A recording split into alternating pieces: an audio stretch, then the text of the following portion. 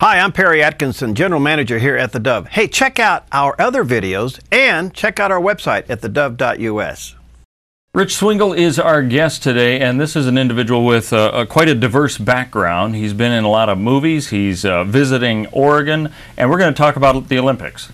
So there's a whole lot of things to really discuss in a brief period of time. It's good to have you with us. Thanks. Great to be here. I want to start with a movie that probably gained the publicity that you didn't want it to gain, was Alone Yet Not Alone. And that's the movie that I'm sure that you were a little disappointed when you heard it wasn't going to be in the running for some awards, because they actually pulled it because of what they thought were some lobbying efforts that shouldn't have happened. Had nothing to do with you or the actors, but it had to do with distribution. That movie, that's with Johnny Erickson Tata, right? And you were part of that movie. Song. Yeah, okay. She sang the theme song. It was nominated yet not nominated. And was it her song that was nominated? I think she didn't write it. No, she only performed it. But it was a performance that it was that song? It was that song that was up for Best Picture for the Oscar.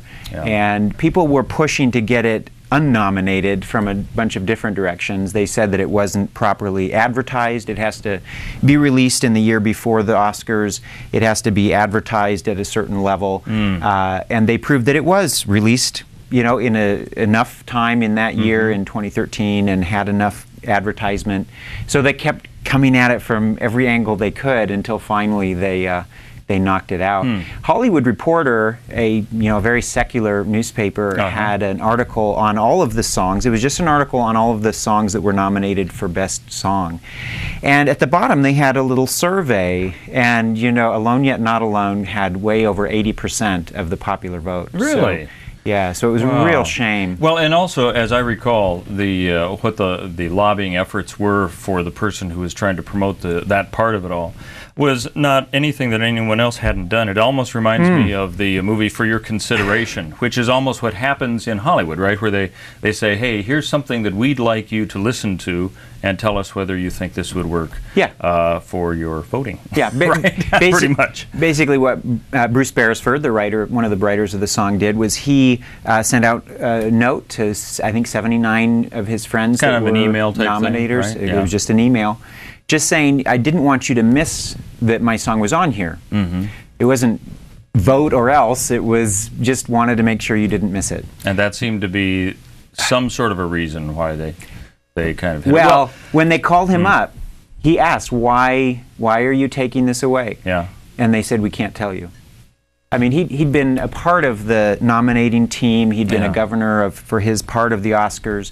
And he'd been on that for 30 years, and so he knew all the rules. Been doing it, sure. Yeah. He didn't break any rules. Now, I mean, has this movie been released yet? It was released for a short time in 2013. Okay. Just limited release in LA and maybe the New York area. So is it going to be in the theaters at some point? Yes, it will be. Okay. Unfortunately, not in Medford. Well, we'll have to work on that. Well, people can bring it here. It's being done through SeatZ. If you go to richdrama.com/Alone Yet Not Alone, you'll find the details on that. Okay. Well, and in fact, they could use it as a marketing play, saying, come see the movie Hollywood didn't want to win an award. Or something like that. Well, they're kind of yeah, absolutely. Well, that's only one aspect, because you've been involved in a lot of films. You do a lot of plays. You do a lot of seminars too, don't you? Workshops and that type of thing. Yeah. And in fact, that's kind of the reason why you were brought into Portland, wasn't it? Yes, I was brought out to perform for a fundraising campaign for the Twin Rocks Friends Camp. I had been a counselor there when I was back in college, and they wanted me to come out and perform in the Newmark Theater as a part of a performance that was raising funds for the camp. And unfortunately, they ended up switching it to October. So I'll be back in October.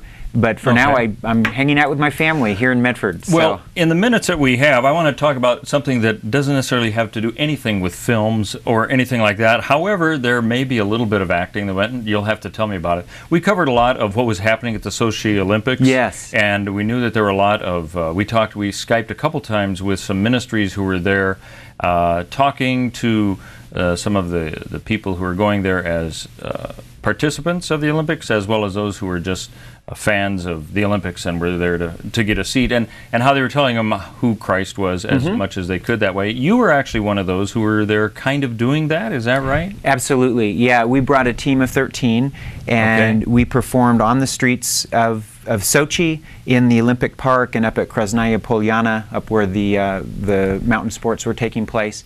And we performed a piece called Tsarevna Lagushka, which is the Princess Frog. My original concept was to go in... Is it the old one? The one that we know about the... It's not the Disney version. Not, okay. No, All it's... right. And so what happened was we had planned to do this movement piece that told the story of the creation, the fall, and the redemption through Christ, kind of told through Olympic sports. And the local context there said that really isn't going to fly because it's illegal to proselytize to minors. And because we were going to be out in the public, we just could not do a play that presented the gospel.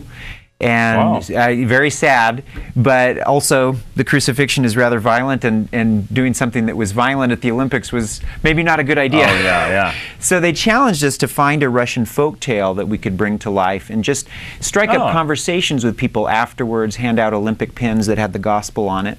You could do that? Yeah, absolutely. Well, Isn't that wild? We didn't give it to any kids. We always gave it to, we were always very careful to give the pins to parents. Okay. And our group gave out, I'm wanting to say, it's been a while since I've looked at these figures, but I think it's 700 some Olympic pins with the gospel on it. So you did these plays in these different venues, just kind of in the open air, that type of thing? Yeah. And our piece told the story of the Princess Frog, with the exception that in the actual story, Prince Ivan goes to rescue the princess, and on the way there are all these animals in need, and he helps them along the way, and then they help him defeat the evil Koschei. Okay. Well, that's the way the original story was. Yeah. Okay. In our version, we cut to the chase, and we have the fish, which is the last animal that helps Ivan. We cut right to the fish, and the fish saves the day, and then we went out into the crowd with a card that says, "Who is the fish?" whoisthefish.com, and they go to this site, and at whoisthefish.com you find our explanation that we cut right to the fish because the fish is Ichthus, Jesus Christos Theouios Sotir, Jesus Christ, God's Son, Savior. And there's an explanation of the gospel. Also a link to Eric Metaxas giving his testimony of how he, being an atheist at Yale, had been searching for God and had this vision in which this golden fish came to him through the ice. And being a good Greek boy, he knew the fish was Ichthus, and he knew it was a return to his faith in Jesus Christ. Is there any way of telling how many people may have gone to the website after getting the pins or whatever it was? Hundreds. We gave out so far, and I haven't released this online. This is maybe the first online, people are going to know about it now and go. But up to this point, I really haven't done anything online. I think we handed out 250 cards, and by the time we got home from Russia, there were about 300 visits to the site. So some people going more than once. And sharing it with friends as well, Oh, how about that? So what was your expectations when you were going to the Olympics? You thought you could do it perhaps more directly, you had to adapt to it all, but was this kind of the concept anyway, just to open the door from a spiritual standpoint? Absolutely, to get contact information that missionaries could then follow up and get people plugged into English. The most popular thing was to get them plugged into English programs where they could study English, and then of course offline the people that run that program could talk to them about the Lord. Oh, well, what group was this? Was it just a bunch of independent actors like yourself? Our group was. We were just actors. However, we were under the larger umbrella of a group called Engage Sochi, which you can find out more at engagesochi.org. And they brought a number of teams out, and altogether, all of the groups handed out, I'm wanting to say close to 12,000 pins, Olympic pins with the gospel right there. So this was a group of you actors who got together. Did you know each other before this event? We knew all of them but one from various groups that I've worked with over the years. So now, then you went your own way, or are you still together as a group in some way? I think 8 of us were from our church, Westchester Chapel, Church of the Nazarene.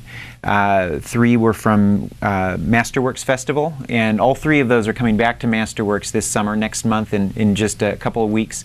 I'll be directing them in Much Ado About Nothing, which will perform off-Broadway in Not exactly mid-July. a Christian play, necessarily, but it sounds your diversity and all that. But our mission statement is to do classical works, and so to get people trained up so that they can go out into the entertainment industry. So Much Ado About Nothing has a great weight on their resume. Yeah. At the same time, Shakespeare, I just read this in a scholarly book, that he had 17 examples of resurrection in his plays. It wasn't always Juliet coming back from the dead, but it was maybe people who hadn't seen each other for a long time rediscovering each other, and he seemed very curious and very interested in the resurrection, and so we're focusing on that, the resurrection of Hero. Her people actually believed that she was dead, but it was actually her character that was tarnished, died, and she was resurrected anew. Yeah. Now, we're looking at the soccer games going on now, and so many other things. You could almost go around the world and do these kinds of outreaches like you did in Sochi. Do you plan on doing any future ones? We're going back to Rio. Speaking of the World Cup, they're going to be hosting the Olympics in 2016, and we're planning to bring a group there as well. Yeah. Now, every country, I suppose, has their limitations. Are there any limitations you know of there in Rio that you can and cannot do things? I don't. We have a number of contacts down there already, and so we're looking forward to that very much. Well, it's a highly Catholic country, so I would almost think that wouldn't be part of the problem. But I don't you have to investigate each one, I suppose. That's right. Yeah. Well, so briefly, what are you doing now then? Now I'm gearing up to go and direct the theater program for the Masterworks Festival. Okay. So that'll be starting in a couple of weeks. And there's another movie that you're going to be in, is that right? Oh yes, yeah. Well, nothing on the lineup in the future. I'm auditioning right now. I'm being considered for a film, the Mayflower 2, which is a sci-fi thriller.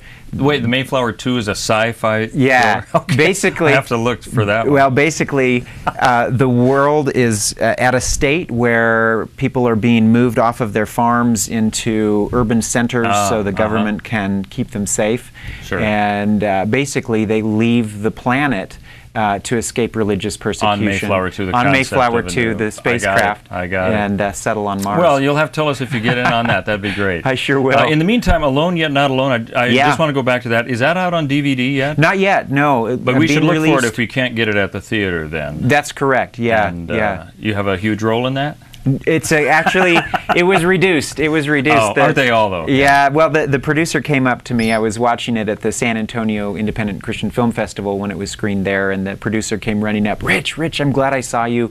He says they had to cut like an hour out of it. And, the whole, of the film, yeah, from the rough cut. Yeah. And my scene was one of the ones that had to go. But thankfully, they kept me in as a flashback. So you see my face for about 5 seconds. Some people don't even get the flashback credit. That's right. So that's good. Rich, thanks for being with us. Oh, this was great. Rich Swingle, a guy who's doing a whole lot of stuff. And I imagine when you go to Rio, maybe we'll Skype you in and get some updates. Yeah, that'd be really fun. Thanks for being with us. Okay, you bet.